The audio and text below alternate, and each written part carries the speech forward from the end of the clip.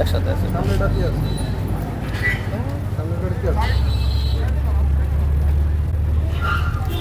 একটু দেন না এই ছেড়ে দেন কে দাঁড়ান না কে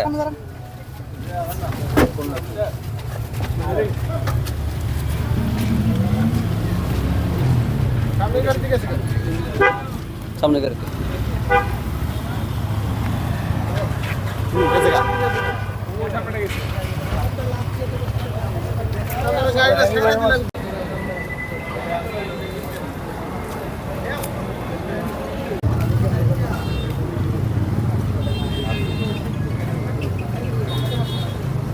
যেতে হয় বাস ওকে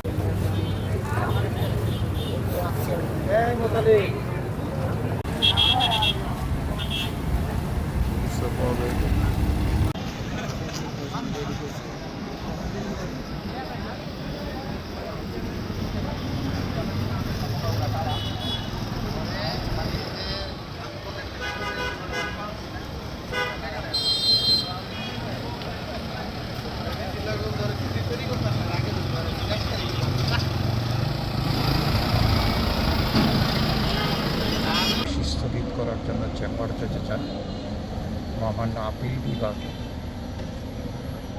এই শুনানি অন্তে নিম্ন আদালত হাইকোর্ট বিভাগের যে আদেশ সেটা বহাল রাখে এবং আইডির জামিনে মুক্তি পেতে কোনো বাধা নেই।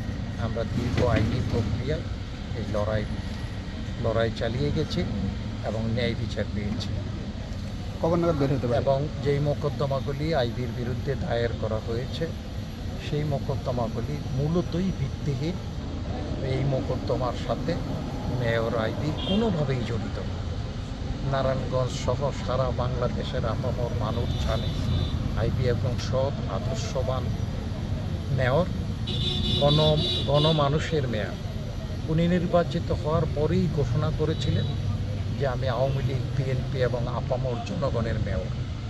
আমি এখন যেই চেয়ারে বসি জনগণের মেয়র হিসাবে জনগণের সেবা করে যাব এবং দীর্ঘ প্রশাসনিক কর্মকাণ্ড পরিচালনা করতে গিয়ে উনি কখনোই কারো বিরুদ্ধে একটি মোকদ্দমা দায়ের করে নাই এবং কারো সাথে ব্যক্তিগত কোনো আক্রোশ উনি প্রতিফলন ঘটায় নাই।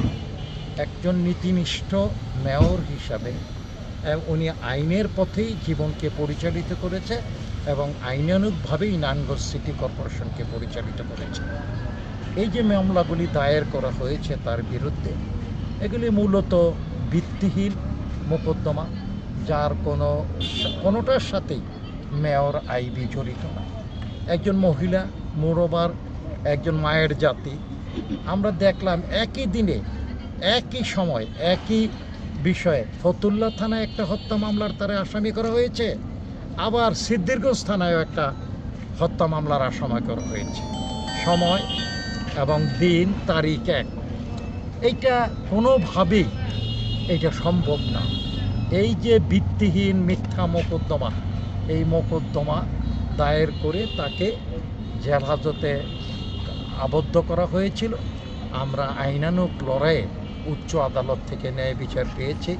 আমাদের মহামান্য উচ্চ আদালতে ব্যারিস্টার সারা হোসেন এবং মোতাহার হোসেন সাজু, সিদ্দিকুর রহমান সহ অনেক আইনজীবী, মানবতাবাদী আইনজীবী, গণতান্ত্রিক মন আইনজীবী, মেয়র এবং নারায়ণগঞ্জে যারা লড়াই করেছে, অ্যাডভোকেট মাহবুবুর রহমান মাসুম, অ্যাডভোকেট জিউল ইসলাম কাজল, জাহিদুল হক দীপু, শাহিন মাহমুদ সহ অসংখ্য আইনজীবী, তারা নিজেদের বিনা পরিশ্রমে বিনা ফিয়ে সেখানে আইনানুগভাবে আমরা তার মুক্তির জন্য।